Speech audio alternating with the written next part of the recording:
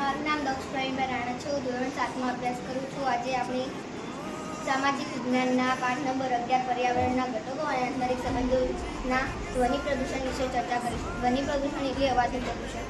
આપણે જાણીએ છીએ કે બિનજરૂરી અને વધુ પડતો અવાજ એટલે ઘોંઘાટને આપણે ધ્વનિ પ્રદૂષણ પણ જાણીએ છીએ. ઘોંઘાટથી આપણે શું નુકસાન થાય છે તે આપણે જાણીએ. સામાજિક લગ્ન પ્રસંગે વપરાતા ડીજે અને બેન્ડ બાજાથી આપણા કાનને નુકસાન થાય છે.